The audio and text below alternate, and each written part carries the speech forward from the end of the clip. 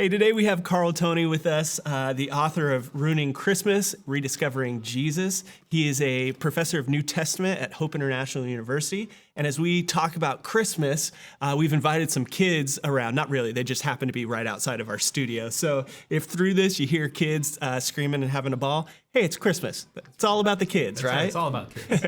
Hey, I loved your book because as we walk through it, your title says Ruining Christmas. But this project has helped me really reimagine Christmas as I rediscover Jesus. And so thanks for diving into how we need to reimagine by finding new novelty and also finding those consistents, digging into the meaning of the consistent things that make the story what it is. But right off the bat, I got to tell you, this title, which your publisher probably picked because it is a pull it off the shelf title, Ruining Christmas, it brought me back to this one time I heard a youth pastor who just read an article on a blog get on stage and just go off about how consumeristic Christmas is, how it's killed it, how Jesus wasn't even born on December 25th, and he was so full of angst, and he ruined Christmas for me. And so I opened it up, and I was so stoked that just within the introduction, because I was wondering, dude, is this like Christians need to become Grinches? And so quickly, you said, no, that's not what this is about. And you brought out a couple really great points. You said, unfortunately, stories can be ruined through repetition and familiarity. Stories can become stale because we know them so well. And then you go on to say, so through this book, maybe together we can rediscover our imaginations. And I thought, oh, that's so good. So I wrote to your publisher and I said, hey, can we change this to Reimagining Christmas? Because I feel like that's what your book does. It takes something that could possibly be stale and reinfuse it with some new surprise, and then also strengthen the traditions that make it so meaningful to us. And so I think, one of the 2 points that I picked up on this is for Christmas to be meaningful and enjoyable, there's got to be novelty and there's got to be consistency. There's got to be things that we know we can count on, while there also has to be new surprises. And as I've dug into this, there's so many things that I just didn't know that in a way, it ruins the way that I've looked at Christmas in a great way, because it's brought new surprise, new novelty that makes me excited for Christmas. But you've also highlighted some things that have always been a big part of the Christmas story and reminded me how important they are. And I love the analogy that you use of a birthday cake, right? So your family makes you the same birthday cake every year, which makes you excited for your birthday coming up. Yeah, and it's cake. Yeah, and it's so important that they get the ingredients right.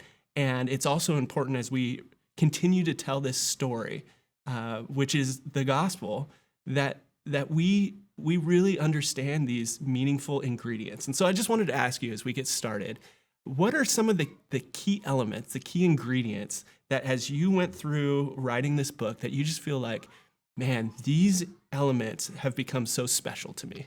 Yeah, well, gosh, I wish you'd been around when I picked up the title, and I need you to be my publisher and just kind of be promoting it. So yeah, Reimagining Christmas, that's a great way to be thinking about it.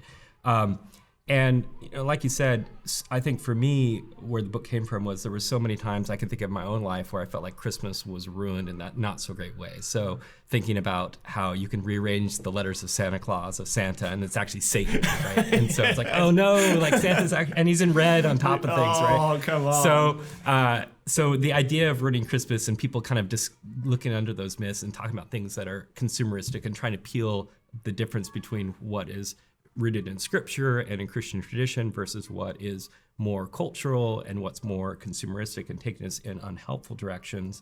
And so I think that was what inspired me to start thinking about ruining. But as you say, it's really about reimagining Christmas and thinking and causing us to look at the Christmas story in greater wonder and to really capture that side of our creative thinking rather than kind of the stale sort of thinking that we get in. So my big metaphor is with Lego sets. Even earlier today, we do Lego advent calendars, and I have 4 kids, so I'm a frugal dad. I'll use that word, frugal, for branding myself. And so we end up reusing our Lego calendars each year, or this time we had some friends that gave us a few new ones. Well, today, December, this part of December was me taking apart the Lego sets and putting them back in their boxes so that when the kids open up their Advent, they can actually build them again. And the joy and excitement that comes. And even though they already know what it is, there's still something fun and special about that. And so you still have the consistency of those pieces, but you also have the surprise and expectation and the play that comes with that. And I think that for us, thinking about Christmas in terms of play and enjoyment, that we're always going to have those essential pieces, or the birthday cake, right? That you always have the same ingredients. And if you don't, it messes up the recipe. And so we have these essential ingredients of you've got to have Mary there on the scene. And we hear about Mary's story and her perspective from Luke's gospel and what that must have been like for her as a young woman who's 12 or 13 and finding out that she's pregnant when she didn't even know she needed a pregnancy test in the first place. And what does that mean? And then you get the essential story of Joseph, and you get his perspective in Matthew's gospel. What does that mean? Where again, he wasn't even it wasn't on his radar that his soon-to-be bride would be pregnant. And so the struggles that he had to go through, and you get both of those perspectives as they're coming together as a couple to raise the Son of God. And what that means to be coming around Jesus in the manger, which obviously with Christmas, you can't have Christmas without Christ. And so he's there. And you get this assortment of characters who are gathering around the manger.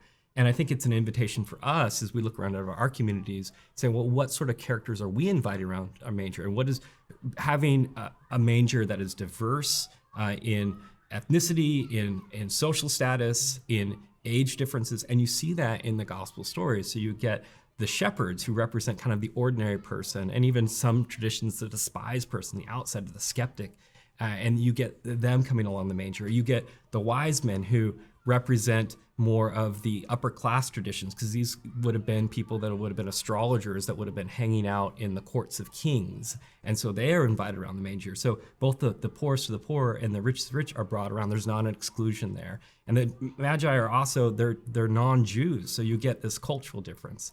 And that they come around the table. But then you also get people like Simeon and Anna showing up, where you get the elderly that are also invited to the manger. And so you get the youngest of the young, like a Mary, who's, a pre-teenager, a teenager.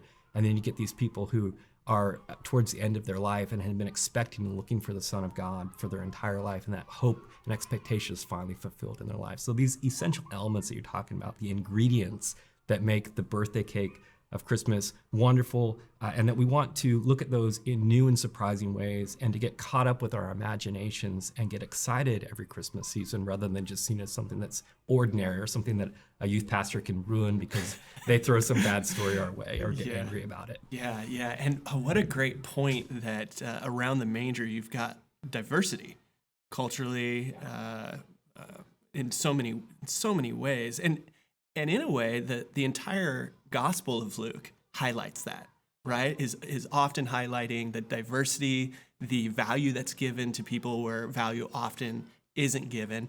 And it makes me think about shepherds, right? Where in some ways the story is told, it's like the shepherds are who brings the cute animals, right? Like with them comes the whole flock of sheep. Fluffy. Yeah, super fluffy Christmas.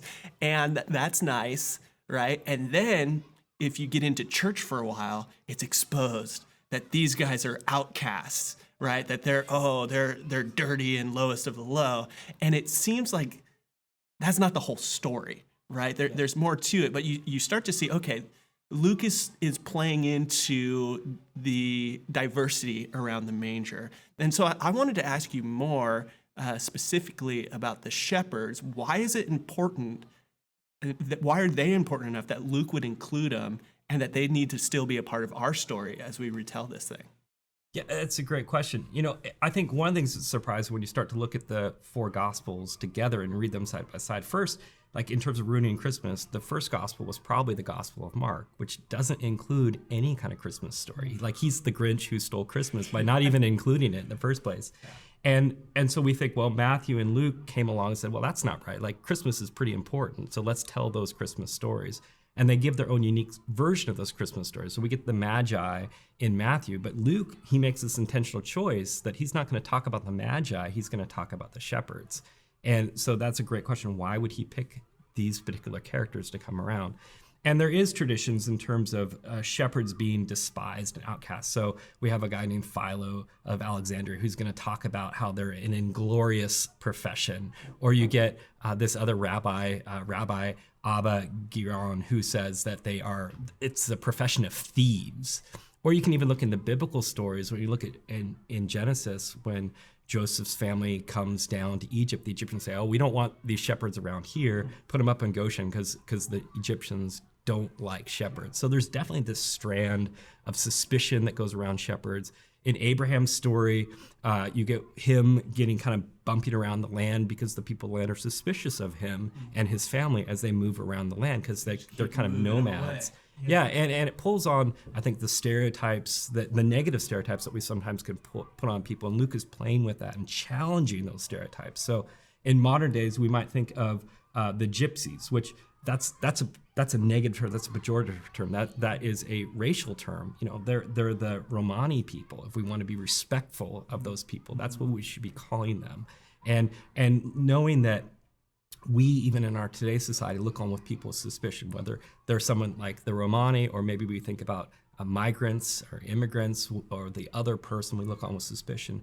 And Luke challenges us that God wants to invite the people that we look on with suspicion, that he's inviting those people around the manger and that they're actually part of our family, that they're us, they're not a them. Yeah. And so Luke really wants to play with that idea and to challenge us to not be stereotyping other people, to not be saying, well, they're not worthy of Jesus, because in reality, none of us are worthy. We all fall short of the glory of God. And so humbling us like the shepherds around the manger is one of the aspects that Luke is really trying to play with in that story. Yeah, man, and it just draws, in our current day, so many pictures of immigrants. You mentioned that, and just thinking about how they keep getting shuffled from places. Right. Like, where are we even going to hold these people as we figure out where we'll allow them to anywhere come? Except in my backyard, right? Yeah. And then I think about the poor, the homeless in Orange County. There's been a lot of talk between cities and cities. They have money to build shelters, but they're all arguing, saying, no, I don't want it in my city. It should go in your city. And then these tent cities show up and they take down one tent city, and then it just shows up in another city, right? And we shuffle them around. And when I was younger, it was like my whole mission, not my whole mission, but it was a big value of mine to give dignity to the poor, especially the homeless. And now that I'm getting older, I have a daughter.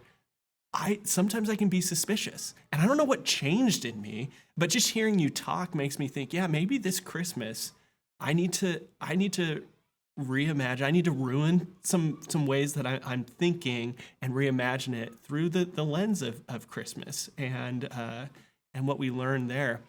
But one of the things that you wrote in this book is that you highlighted not only were shepherds looked at in suspicion, but there was some honor given to shepherds throughout the Hebrew Bible, which carries over into the New Testament as well. So talk a little bit about that. Fill me in on it. It's interesting because the shepherds, when you start to peel back the layers, they're a lot more complicated character than we might look at with first blush. Just like when we look at people, we discover as we move past stereotypes that they're actually far more complicated. And so you do have this strand that often gets talked about in churches of this negative stereotype of shepherds. But there is also in Scripture is actually a far more dominant image that the shepherd is something that's positive. So the most famous psalm is probably Psalm 23. The Lord is my shepherd, I shall not want. That's a big one. That's a big one, right? So God is portrayed often as the shepherd of his people. And we even think about this when we talk about Jesus as being our good shepherd, and we think about the parable of the 99 sheep and the one that's lost, and we imagine that we're the ones that Jesus goes out and saves. We can think about Jesus when he's talking to Peter at the end of his time on earth, and he's sitting by a fire, and he says, Peter, feed my sheep 3 times, and encourages Peter to take on this role as a shepherd. Or even in churches, we often call our leadership pastors. Well, that's just the word for shepherd, is what that is. And that's based on passages like Ephesians that talk about one of the roles of leaders in the early church is that they're pastors or shepherds. And so this positive image that God is our shepherd, that Jesus is a shepherd, and even in our churches today, that our leaders are called to be shepherds of God's flock, that there's a very positive image, and that these shepherds show up at the beginning of Jesus' story to remind people of this positive image, that God does care for his people, that God is there watching over his flock. And then on top of that, right, where does this story takes place? In the city of David. And probably the most famous shepherd of Israel would be David. Yeah, which is crazy, because when I think about the Christmas story and it's tied to David, I think King David, the greatest king in Israel's history. But I didn't stop to think about the fact that he started as a shepherd. And we can reflect on that during the Christmas season, that, before he was king, he was shepherd, right? And so it makes me think, like, what type of foreshadowing is happening in this scene? Right. So, Jesus, who's eventually going to call himself the Good Shepherd, that Jesus is born in the city of David, and that you potentially have descendants of David who are watching over these flocks and are being invited to come see the new son of David, the new king of Israel, and that you get these shepherds who have been watching over their flocks coming to witness the new shepherd of Israel who's going to watch over the flock of the people of God. And that they are invited into that process and invited to that celebration, and that they represent both the past, but they're also looking towards the future with that. And so this image of David, as a shepherd before he's a king, is so powerful in that story as well. Yeah, and I imagine that when the shepherds arrive, they might make the connection to this baby being born in a manger in the city of David, who was a shepherd. They might start making those connections to that characteristic of God as our great shepherd, where maybe the Magi, more elite, bringing him gifts, they might be thinking of King Jesus, which both are very true. Yeah. But Jesus' earthly life, he has no home. Yep. He has no place to lay his head. He's wandering, and people are suspicious of him everywhere that he goes. Right. And it's not until the great foreshadowed event happens that we see, no, he truly is king. Yeah. That both are true in that. Yeah, and all the foreshadowing, he's in a manger, and which is a place where you've got the sheep and other animals would have been eating their food out of, and that's where Jesus is born. And along with shepherding, the flip side, of course, the shepherd have to have sheep. And some people think that the flocks that the shepherds are watching over are the flocks that are connected to the temple and the sacrifices that take place in the temple. Yeah. And so it's quite possible that these guys have been looking over these sacrifices that are about to be given over the course of people's lives. And they come and look at Jesus, who John describes as the Lamb of God who takes away the sin of the world. And of course, Jesus dies around the Passover, and the image there is that Jesus is the new Passover lamb, and that he's the new Passover sacrifice, the sacrifice that celebrates God's deliverance of his people and is a new covenant, not just for the Israelites, but for everybody. And so even with their role as shepherds and their profession of taking care of sheep, that Jesus could be the next sheep that they're looking over and watching and caring for as a young ewe, as a young lamb, and he's going to grow up and he's going to become the new Passover sacrifice, the sacrifice for sin for everyone once and for all, which is pretty cool too. Dude, so much goodness, and you ruined it for me, because I'll never be able to look at the manger, see the shepherds, and just be like, oh, they bring the cute sheep, right? Like, I'll be ruined forever. Now, anytime I look at a nativity scene, I'll see like, whoa, these are guys that in one sense are outsiders, and they bring more diversity around the manger. And on another sense, they're prominent figures in the Hebrew Bible and played a huge role in Israel's history. And they're foreshadowing this ewe lamb that is going to be sacrificed for our cause. Man, that's a lot. Yeah. All in one little element of the Christmas story. So then looking back on who's gathered around the manger, you bring up Simeon and Anna, who I haven't ever seen a nativity scene that has them there. Yeah, I know. Have you? No. I mean, this Christmas we got out our nativity, and we got like 12 camels, I think, around this thing, but we don't have one Simeon and Anna at this point. We got lots of sheep. Yeah. So why would you include them? Well, because Luke includes them, and he extends the story. And I think so often, what we do is we focus on Christmas, and in a lot of Protestant Christian traditions and evangelical traditions, we focus leading up to Christmas. So even my Advent calendar, like we're the 24 days that lead up to Christmas itself and the big celebration, and we do open our presents. And then that's it. We might even spiritualize and say, well, we give presents to each other because of the gift of God that he gives of Jesus, which is great. There's lots of things that we can look at and explore there. But the story of Christmas doesn't end on Christmas Day. And in other traditions, you have things like the 12 days of Christmas that go on, an Epiphany, that there's other celebrations that extend Christmas beyond that. And Luke extends the story beyond it to the story of baby Jesus being presented at the temple. And you get these two elderly figures who are there waiting in hope and expectation for God's promises. And they go to the temple every day thinking, well, maybe today is going to be the day that the Messiah is going to show up. And they just keep going with kind of this leading. And I can't even imagine waiting my whole life for something like that. Like for me, if I have to, with Amazon Prime, if I don't get my stuff in 2 days, if I click on it, sometimes you get it, it's like, oh shoot, it's actually a week out? Wait, that thing was out of stock? Like I'm so anxious to get stuff now that the idea of having to wait for things to occur even for a week is hard for me. But the story of Simeon and Anna reminds us, like, these are people that waited their entire lives for God's promise, and they didn't know when it was going to happen. And I think, particularly in this last year and a half, we've been in so much time of suspension, like of, well, maybe tomorrow's going to be, maybe next week, next month, we're going to get back to normal. Like we're all kind of in these moments of suspension and waiting for a hope and a promise that things will be better. And Simeon and Anna, they're in the temple their whole life waiting for things to be better. And the first instance of things becoming better is with the coming of the Messiah, who's going to mark this new era of making the world better. And for them to have had to wait their whole life for that. And I just can't imagine the joy and celebration that these two elderly people have when they see Jesus in that moment. And they burst out into song celebrating Jesus. Is just wonderful. And I love also that they're elderly, and it's a place for the elderly in the church. So often in churches we get focused on the young. I think that's part of American culture and society, and we're always looking for the up and coming, but it's a reminder to us of the value of the elderly in our communities, and that they have a not just a place for us, but a place of pride for us, that they have an entire life story to share with us, and to be a blessing with us, and we can be a blessing to them, and we see that in our story. But we also get that it's not just an elderly man, but it's an elderly woman. That this is in Luke's gospel, as you say, he includes everybody, and Luke wants to make sure that we know that God is not just a God of men, but that God is a God of all humanity, of men and women. And so whenever he can bring a man and a woman in relationship to each other, and to bring them in contact with Jesus, he does, that we recognize that the gospel truly is for everybody.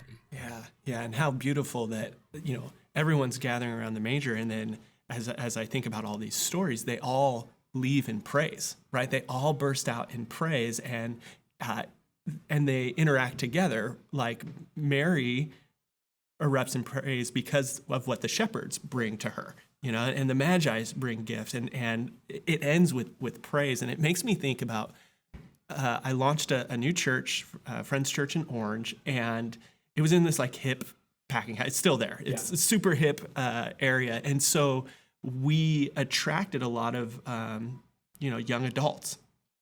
And so the worship times were electric. They still are. Like, just because I'm not leading there, I talk and pass it. It's still awesome. Yeah. But I remember there was a couple that came in, and they're in their 80s, and they loved it.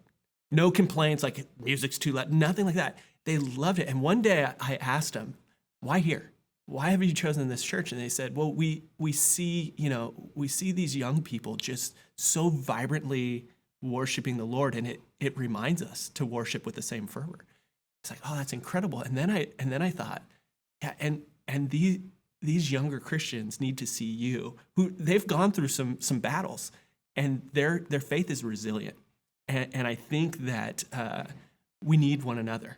Younger generations need to worship with fervor, and they also need to open their eyes to see people with resilient faith, and it works back and forth that way. And so that's a great point. I never thought of that, man. I love your point of the fervor, the excitement that comes with the hope and possibility of the future, but then the grit, the longevity. When we think, well, can we make it to the end? And you get these great testimonies of people like that couple that are showing up there, that you can live your whole life as a follower of Jesus. Even in the midst of the good times, it's easy to see, but through the hard times we all face, to see that there are people that can give us encouragement and hope, that we too, that God is with us and he will be with us through those processes and he will take us to the end. Yeah. And so, that's so cool and so important. All right, so you've taken your scholarly mind, you're a professor of New Testament, and you've done a lot of research. You came out with this great gift that we can get. And as we reimagine Christmas, the last question I want to ask you is, as you've reimagined Christmas, has it birthed any new Christmas traditions for you or your family, or even just internally in your heart or your perspective? For you personally, any new traditions that have come out of this project? Well, one of the things that came out of this project was the celebration of Advent. So for my family, one of the things that we do is each week we celebrate the week of Advent. So the first week was hope. And so we get out the Advent wreath, we light the candle, we actually sing happy birthday to Jesus every night. And we have kids fight over who's going to sing it, who's going to turn out the lights. And so, but we do that all month long, where we start with the readings and tell the Christmas story on Sundays. And then throughout the rest of the week, we talk about, well, what is the theme of this week? And so we talk about in the week, the first week it's hope. And so every night we talk about, what does hope look like in your life? What are you looking for? How is God bringing hope? And so one of the things that this book challenged me to do was to really extend Christmas beyond Christmas, and not in the sense of the conflict of, do you put up Christmas decorations before or after Thanksgiving, right? When do you start doing Christmas music? Not in any of that kind of commercial or cheesy side of things, but in the sense of being intentional about thinking about the gift of God and Jesus' birth to all humanity beyond just December 31st. And so we do that through Advent and extending that through. And then we also think through on the other side of things. So one of the fun things that came out of this was one of my kids has a birthday on the Orthodox celebration of Christmas. So January 7th is actually Christmas. And so one of the things is now we say, oh, you're actually a Christmas baby, which is kind of fun. And so again, just being able to extend that out throughout the year. And I think that particularly looking at the dates and celebrations, that challenge to not just make Christmas a one-time event that we think about, but to extend that through the whole year and what that means for the gift of God. So we have such a great focus on the cross and the death of Jesus, which is important, but Christmas reminds us of the life of Jesus and where God began that moment of coming to humanity and becoming one of us, of humbling himself, of giving everything up to become a human. And what does that mean in my daily life? What am I giving up? Do I give up any rights, any privileges? That's so unnatural for me. I want to come to you with, here's what I deserve. And if you don't treat me with respect, if you don't treat me according to my needs, then I'm going to go get in a relationship with someone who will value me. And for Jesus to come and to be, a baby, Mary and Joseph, they don't really know what that means. I can't imagine what that means. His whole life he's in a village of 500 people. They don't know what it means to be the Son of God. Those daily interactions, the kind of privilege that Jesus gave up. And so for me, it's a reminder of what are the privileges that I should be giving up throughout the year because of the example of Jesus and Christmas. And so that idea of extending Christmas through the whole year is something that really came out for me from that book. That's cool. That's cool. I'm gonna read a line to you that you wrote, just in case you forgot, because this is the challenge for me. As I've read this, now I'm thinking, okay, this is what I really need to chew on. Going back to the shepherds, could the story of the shepherds help relieve our stress from needing to fit in, knowing that God is the one who wishes to include us? And so then, do we value the chance for people from all walks of life to gather around Jesus? Do we treasure the presence of others as valuable? I think moving forward in my reimagining of Christmas, I want to value people of all walks and hear what they have to add. to the worship of God come to man in Jesus, the story of Christmas. And dude, as you have ruined Christmas, you have excited me to tell the story and to enjoy the story. So thank you for your work. Thanks for taking the time to be with us. You've been a gift to us. Awesome. Thanks, Jay. Thanks for having me.